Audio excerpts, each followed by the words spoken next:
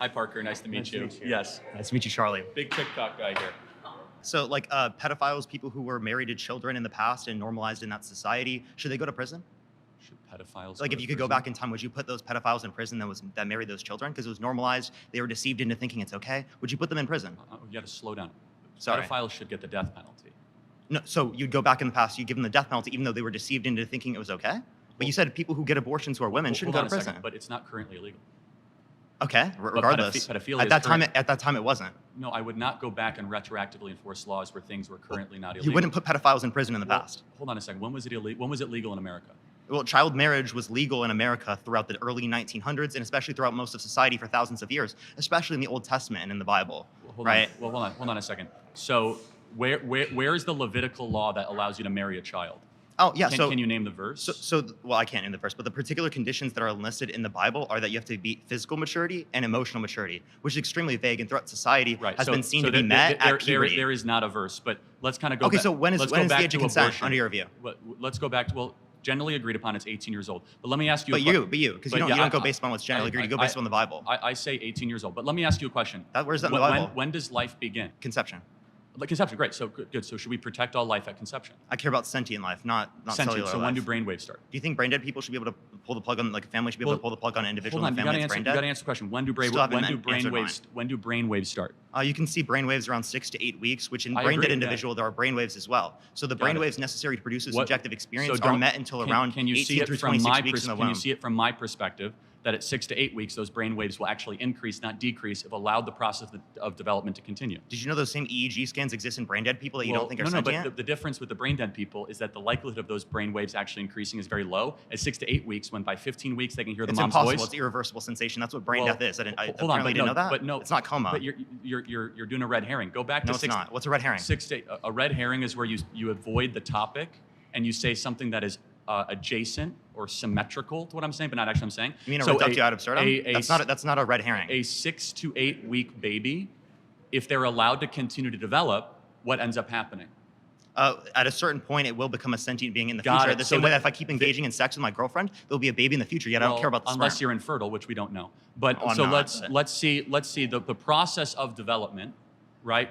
Why do you want to answer my question yet? Why do you have the ability or the right? Should those child P3Os go to prison? The process of should the pedophiles go to prison? From 1904. How many pedophiles are alive from 1904? They're not alive, right? I meant like if you can go back in the past, hypothetically speaking, and you could put them in prison. Would you put them in prison? I would have killed them myself if I was alive. Okay, so then you don't apply it based upon what people are deceived to believe. You apply it based upon what you consider to be moral. So the women who had abortions, you think they should go to prison. So why should women who get abortions go to prison, but someone like my mom who told me that Santa Claus exists shouldn't go to prison because they're both sent? This is not going to be a constructive debate if you keep on talking over me. Well, I was finishing my statement, you were talking over me, but go for it. Let me ask you a very simple question. Do you think it would be a good thing if we had less abortions in America? It depends on the context. Like, are the abortions prior to sentience? Yes, because I think all abortions. No, it would not be necessarily better unless it is the case that the abortion? people didn't want the abortions and it would be negatively impactful to their health medically speaking. Are you against late-term abortion? After sentience, yes. Okay, so you believe in an 8-week abortion ban? Yeah. No, I don't. Sorry, I believe in an abortion ban after 18 through 26 weeks. Okay, that's a more reasonable position. I have to give you credit for that. It's similar to Trump's, 15 weeks. Yeah, so why do you think that most people don't share your view on that?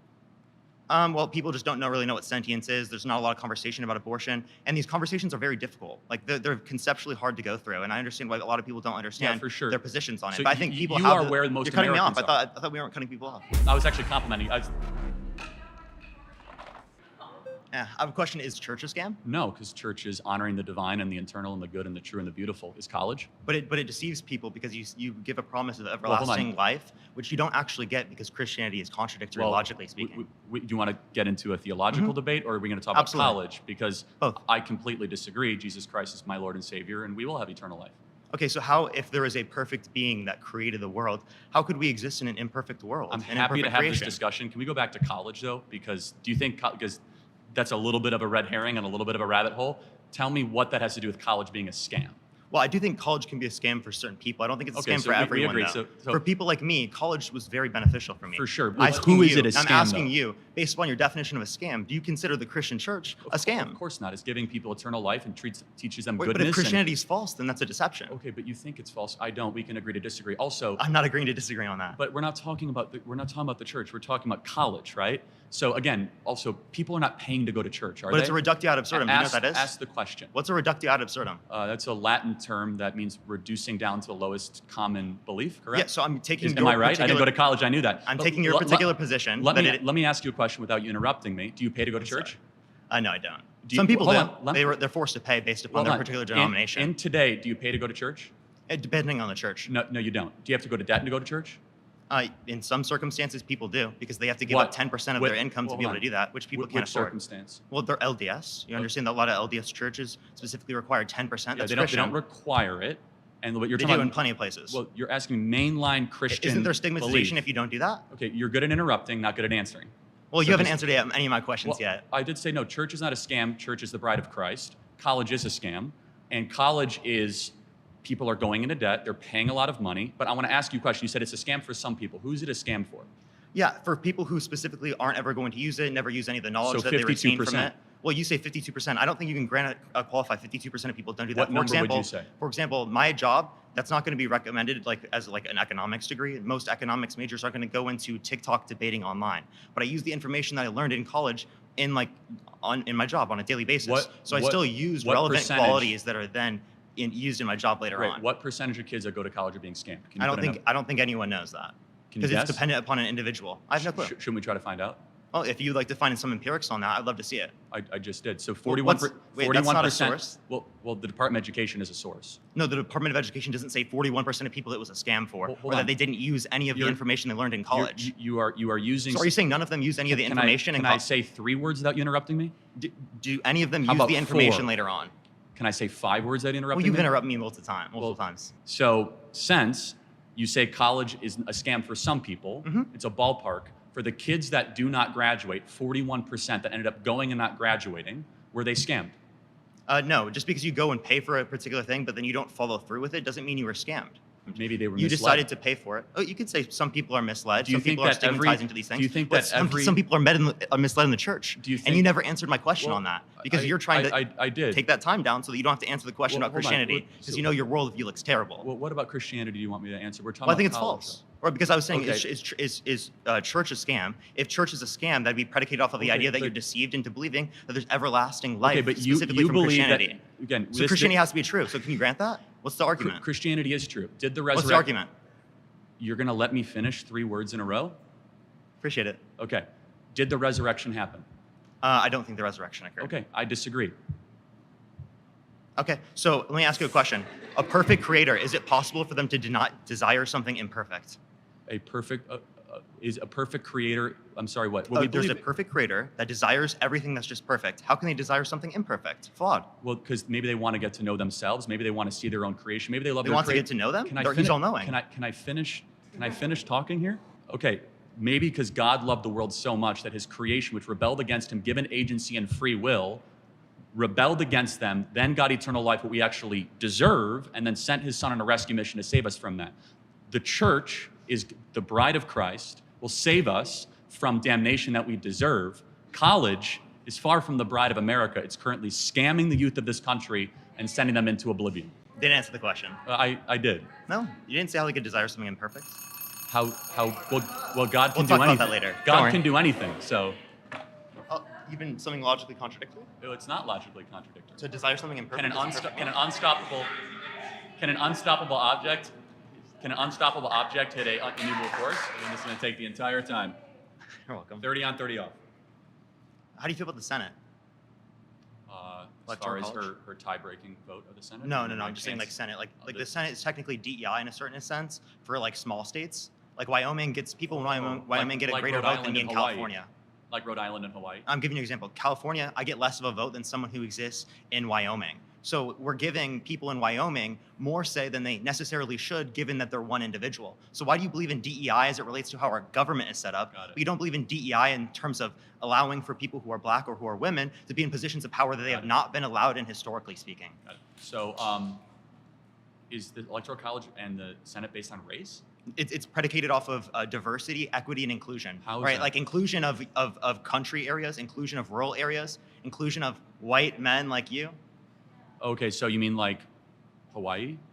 I'm referencing. You could say smaller states or places that have less people in it. So obviously would be able to have more of a say per individual. So your argument is that the U.S. Senate is a DEI. I gotta be honest, I've never heard that argument, but I think it's a little silly. But how is it silly? Argue against it instead of just saying it's silly.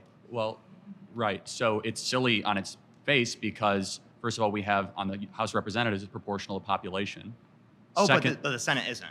So it's DEI. It's not DEI. Yes, it is. Why would you say it's diversity, equity, inclusion? Because Wyoming gets 2 senators. They're their own sovereign state, aren't they? For country areas, for rural areas, equity for rural areas. That's not right, for smaller states. So let's go back to the Federalist Papers and the Founding Fathers. Why was the Senate composed Can you tell me why it's not DEI?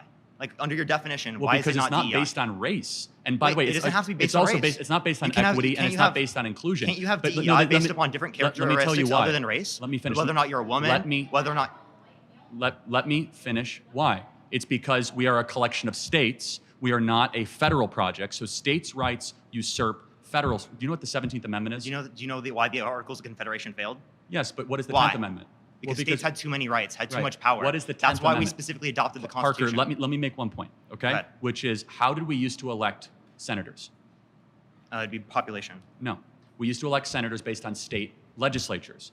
So the Senate is an extension of the state legislative bodies. That's not DEI, that's federalism. No. That's the way that our system is set up, which is a bottom-up, citizen-led government to allow the states, which are first and foremost sovereign. So it goes in this ladder in this country. That's still DEI for the states citizens, and for those country areas. No, because it's colorblind. It's not that, DEI is not only based on race. Hold on a second. Diversity for country, diversity for rural, equity for rural, and inclusion of rural. No, that's an interesting point. So diversity. You think DEI is only race because you associate it with Kamala Harris? Let me ask you a question. Is there a single instance in corporate America where DEI is implemented where diversity means anything other than skin color diversity? So diversity. No, it's not about viewpoint. Women. What? Fine. How about chromosome or diversity or skin color? So skin color. There's gender. You have to move the goalpost a little bit because you got destroyed there. All right, but there's also. Well, no, I'm just asking a very simple question. The answer is no, because our system of government. That doesn't mean that's not DEI. It still meets your definition. The Senate is DEI. What was your definition though? What was your definition? Diversity, equity, inclusion. Diversity doesn't only apply to race. You're just saying other people defined diversity, equity, inclusion to be based on race. You didn't though. Let me finish. Because you're saying you didn't earn it. You know who did earn it? South Dakota and North Dakota when they charted themselves into states. Wyoming didn't earn it because they have less of a population. Into a state. Hold on. All right, are we gonna debate the Book of Revelation? No, I won't bring up God this time. Why don't you talk for 30 seconds and I talk for 30 seconds? 30 seconds. Donald Trump's been held civilly liable of sexual abuse, defamation, fraud. He has 34 felonies. He tried to undermine our American democracy. He tried to restrict women's access to abortion by leaving it up to the states. He denies science through climate change. So you say you care about science with trans people, but not when it comes to climate change. Also, as it relates to Donald Trump, he actively left Kurdistan, which led to the Turkish-Kurdish war under his presidency. He said there was no new wars. He also specifically started a war on ISIS, proclaimed by himself. He eliminated ISIS. Do you know that carbon emissions were the lowest under Donald Trump they've been in human history? They've gone up under Joe Biden. That's wrong. Wait, carbon emissions were definitely not lower then than they were in 1700. I let you talk for 30 seconds, man. Carbon emissions were more in 1700 than they are now? Hold on. Since we've started measuring carbon emissions since 1970, the EPA. That's not ever.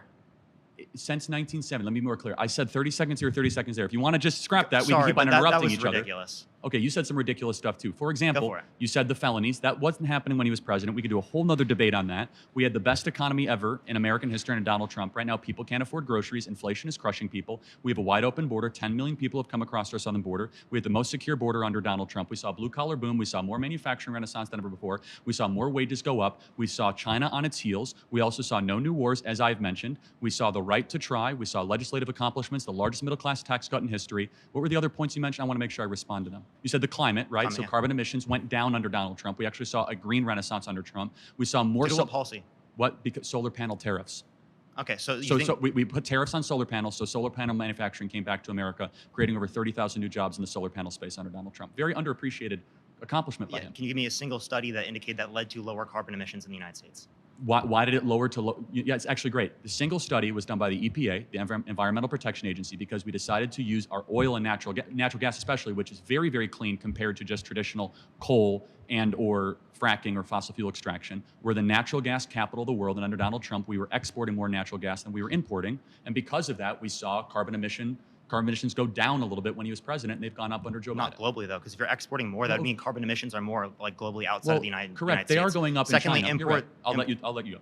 Yeah. So I also just want to recognize the fact that there's the largest investment in renewable energy ever due to the Inflation Reduction Act, and we produce more oil in the United States now than any point in American history. So you can sit there and act like we had the most pro-energy policy, but the most pro-energy policy came from the Biden-Harris administration. So on average, how long does an oil lease take to mature? I'm not sure. 5 to 6 years. So the reason we're seeing the oil renaissance is because oil leases that were signed under Donald Trump. So there were more oil leases signed under Biden. That is not true. That's not close. Wait, I can show you. I can literally show you. There were more oil leases accepted for drilling. So 2 examples. Drilling permits. Did Biden get rid of the Keystone XL pipeline? So that was a Supreme Court order. He followed through with it. No, it was not Supreme Court. Yes, it was. No, you want me to show you? I'll literally show you the Supreme Court order. He unilaterally signed an executive order getting rid of the Keystone XL pipeline. Due to a Supreme Court order. Number 2, ANWR, which is the Alaska oil, natural gas. He decided no more new exploration in Alaska. Alaska is as big as the continuous United States. But let's go a step back, okay? Wait, can I ask you, how did the Biden-Harris administration cause inflation? The Inflation Reduction Act?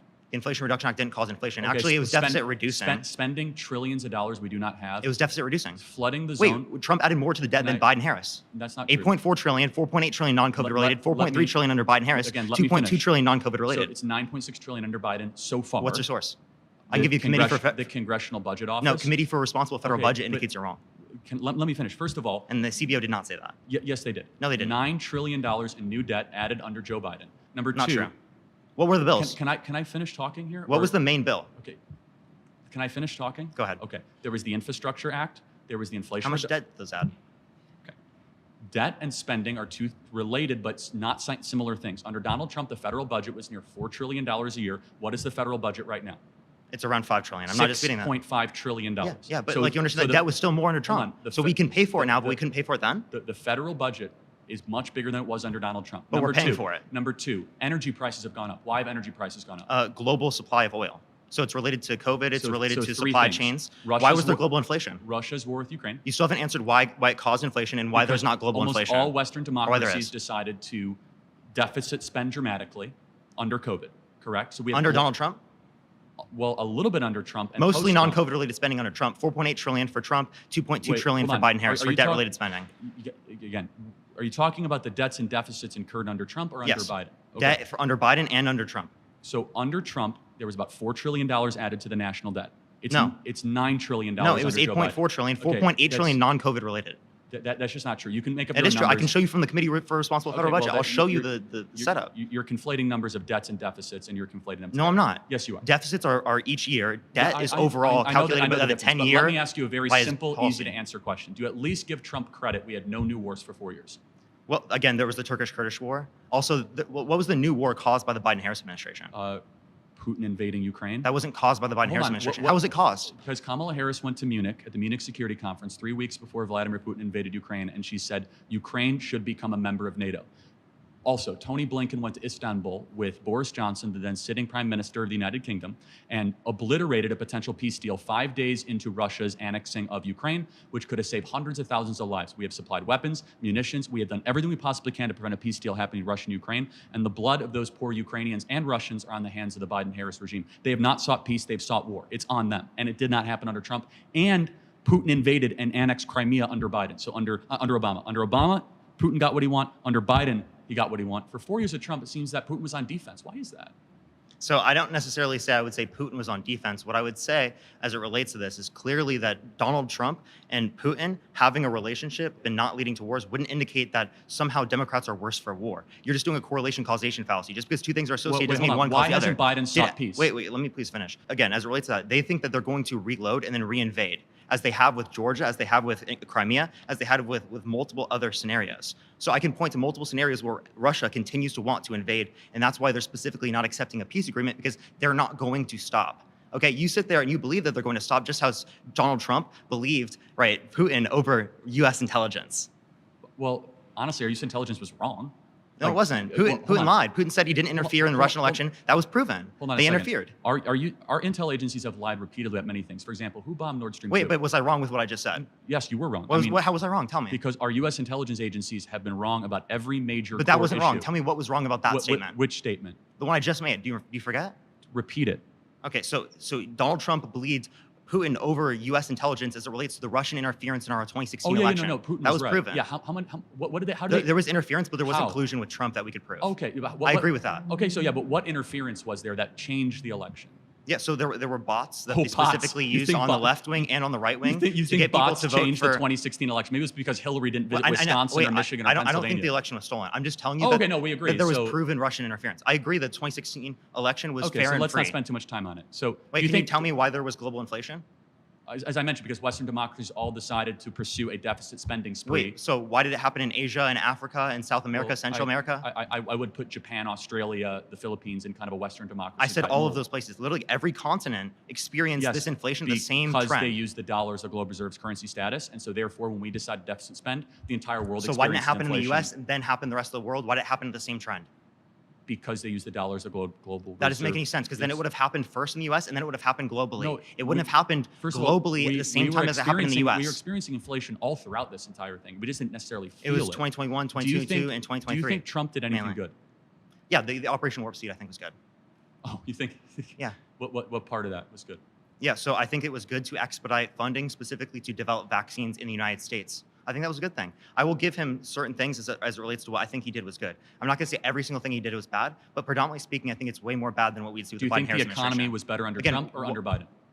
So in certain respects, it was better under the Trump administration. In certain respects, it was better now. Actually, right now, there's higher real median wages right now than there was in 2019. But according to the St. Louis Federal Reserve. You acknowledge people don't have purchasing power because prices are up. Wait, that real median wages accounts for inflation. Did you know that? Yeah, but you think people right now have the same purchasing power they did under Donald Trump? What does real median wages mean? It means accounting for inflation. So wages have gone up accounting for inflation. This constant condescending thing, I understand what you're saying, okay? Real median wages. I'm not trying to be condescending, sir. Real median wages is can they afford the consumer price index on average, right? Are listed in the so Bible. Thirsty for clicks right now. Like, it's unbelievable. And you're so scared to debate me. Actually, I'm not scared. Then debate me anytime. Honestly, I'm good. I just debated the governor of this state. I don't need to debate you, Parker, okay? He's going to win, I'm telling you. This could take a while. Okay, first of all, do we have our terms correct? We agree? Actually, no. So first of all, I would like to refine our terms. I have 2 points to bring up after that, though. So you define murder as like intentionally like killing a human being. I think that's a very poor way to define murder, because if someone were to like break into my home and point a gun at the heads of me and everybody I love, and I intentionally kill them to prevent them from killing my family, I don't think I murdered them, right? So I would define murder as the unjustified termination of a human life. You're making a good point. Let me further clarify that. So self-defense is very warranted. Exactly, right? But I can see where you're going to go with how that has to go with abortion, but we can go down that journey in a second. Yeah, so I mean, like, I kind of do want to give you my argument insofar as why I'm pro-choice, why I think it's justified. But first, I think that, you know, your position is quite absurd, right? Because you're saying that it is murder to kill a human being, right, at any point in development, especially when it's in the mother's womb. My question to you would be, well, does this make women with IUDs murderers? Because it is the case that in some scenarios, an IUD will allow for conception to occur, meaning there's a unique human life there, but it will prevent its implantation, intentionally killing it.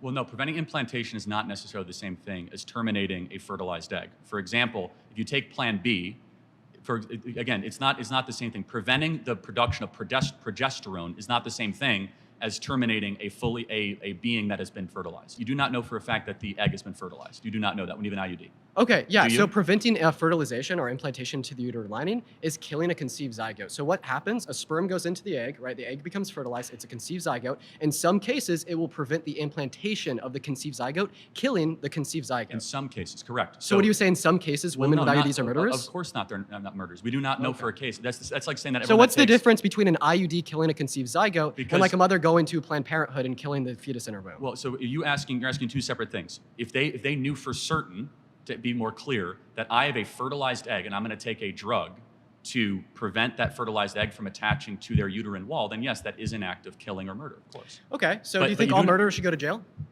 Do I think all murderers should go to jail? I mean, on third degree murder. However, no, I don't think women that got abortions or had IUDs should go to jail, because I think that they have been deceived by mass culture and mass propaganda. Secondly, the people who should go to jail are the abortionists, who are the ones that have been putting the abortion pill, the ones that have been doing procedures, the ones that have been going into the third trimester and breaking babies' backs and inserting them with syringes while the babies are crying and suffocating, being born alive, and then being dead on the operating table. That is who should go to jail.